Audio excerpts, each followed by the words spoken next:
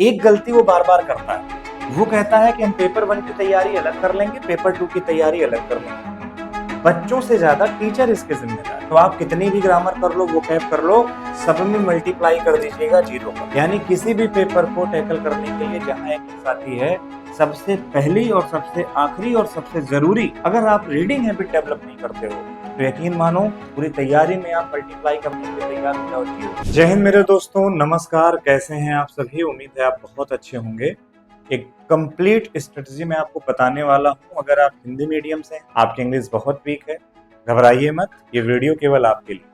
बस आपको एक छोटा सा काम करना होगा, वीडियो को अंत तक देखना होगा, हर उन स्टेप को फॉलो करना होगा जिनको मैंने बताया, क्योंकि ये सारे स्टेप आपकी जिंदगी को बदल सकते हैं। तो आइए शुरू करते हैं आज की अपनी video. SSC Delhi police SI exam pattern 2025 का क्या है। आपको पता होगा 2 पेपर होते हैं, पेपर 1 होता है, फिर पेपर 2 होता है। टायर 2 कई बार लोग कह देते हैं, लेकिन एक बात याद रखना कि जो हमारा पेपर 1 है, ड्यूरेशन कितनी है बेटा? 120 मिनट्स, ठीक है। नेगेटिव मार्किंग कितने की है? 0.25, यानी 1/4, ठीक है। अब पहले मैं थोड़ा सा इस पे बात कर लूं कि अगर हम बात कर लें तो हमारे जो सब्जेक्ट्स हैं उसमें इंग्लिश कॉम्प्रीहेंशन बहुत मेजर रोल प्ले कर रहा है, और 50 क्वेश्चंस आएंगे और 50 मार्क्स के आएंगे, यानी एक क्वेश्चन 1 मार्क का होगा। अब इसमें क्या क्या चीजें हो सकती? कॉम्प्रीहेंसिव स्किल का मतलब केवल अनसीन पैसेज नहीं होता। कॉम्प्रीहेंसिव स्किल का मतलब होता है ग्रामर। कॉम्प्रीहेंसिव स्किल का मतलब होता है किसी भी लैंग्वेज को टैकल करने की आपके अंदर क्षमताएं डेवलप हो। कॉम्प्रीहेंसिव स्किल का मतलब होता है कि आपके अंदर वर्बल एप्टीट्यूड है या नहीं। तो जब आप कंप्लीट कॉम्प्रीहेंशन की बात कर रहे हो ना, कि तो वहां पे मतलब अनसीन पैसेज से नहीं है, वहां पर मतलब है कि आप ग्रामर भी, वोकैब भी और पैराजम्बल के साथ साथ अनसीन पैसेज भी अच्छी तरह से डील करने में एक्सपर्ट हो चुके हो।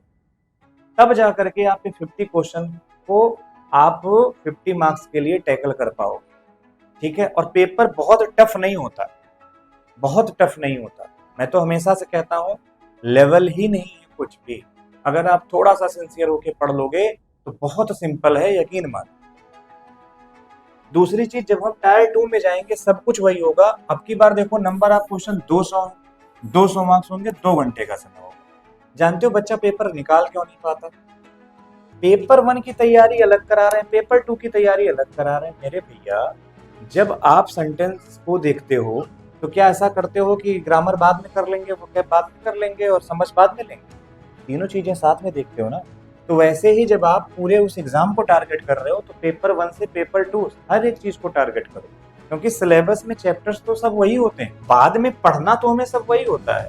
अगर मैं आपसे बात कर रहा हूँ कि भाई मैं किसकी बात कर रहा हूँ, मैं बात कर रहा हूँ ग्रामर की। अगर मैं ग्रामर के बारे में बात करूंगा तो ग्रामर में अगर मुझसे नाउन पढ़ना है तो ऐसा होगा क्या कि टायर 1 में नाउन कुछ अलग हो जाएगा और टायर 2 में नाउन कुछ अलग हो जाएगा? ऐसा तो नहीं होता। तो हम किसी भी चीज को पढ़ें तो बिल्कुल रूट में जाके पढ़ें, बिल्कुल डीप जाके पढ़ें, जिससे किसी भी लेवल का पेपर बने हमें दिक्कत ना हो। हाँ, एलिमेंट्री अगर कोई चीजें जुड़ती हैं तो हम उन्हें फिर देख लेंगे, वो हमारे नोटिफिकेशन में हमें बता दिया जाता है। जैसे कोई एग्जाम ऐसा हो जिसमें प्रेसी राइटिंग जुड़ गई, एक्सपेंशन ऑफ आइडियाज जुड़ गए, तो उनकी प्रैक्टिस फिर हमें अलग से करनी पड़ती है, वो डिस्क्रिप्टिव पेपर हो। लेकिन अगर आपका पेपर ऑब्जेक्टिव है, कंप्यूटर बेस आपका पेपर होना है, तो फिर ये कहना कि हम पेपर 1 बाद में करेंगे, पेपर 2 बाद में करेंगे, तो ये दिक्कत होगी।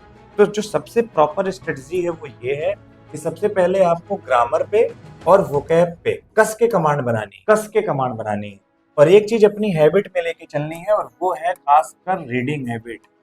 याद रखिएगा, अगर आपके अंदर ये हैबिट नहीं है, जिसको मैं बार बार आपसे फोकस करके कह रहा हूँ, दैट इज रीडिंग हैबिट, तो आप कितनी भी ग्रामर कर लो, वोकैब कर लो, सब में मल्टीप्लाई कर दीजिएगा 0 का, तो रिजल्ट आपका 0 ही मिलेगा। यानी किसी भी पेपर को टैकल करने के लिए जहां एक आती है, सबसे पहली और सबसे आखिरी और सबसे जरूरी जो स्किल है वो है रीडिंग एबिलिटी। रीडिंग एबिलिटी नहीं है मेरे बच्चे, आप कुछ नहीं कर पाओगे। इसलिए reading ability is a must. तो रीडिंग एबिलिटी डेवलप करिए, साथ ही साथ पैसेज सॉल्व करने की आदत बनाइए डेली, क्लोज पैसेज देखने की आदत बनाइए। हालांकि कई सारे एग्जाम ऐसे भी दिखे डिले पुलिस वाले में जहां पैसेज आया ही नहीं, फिर भी लेकिन आप हैबिट बना के रखो, पैराजम्बल की हैबिट बना के रखो, ये फोकट के नंबर आपको देके। स्ट्रेटजी के नाम पे मैं आपको बस एक चीज बता के जाता हूँ जो कि पनेशिया है, रामबाण है, और वो ये है कि आप रीडिंग हैबिट डेवलप करिए मेरे दोस्त। अगर आप रीडिंग हैबिट डेवलप नहीं करते हो तो यकीन मानो पूरी तैयारी में आप मल्टीप्लाई करने के लिए तैयार हो जाओ जीरो। ये बात याद रखिए।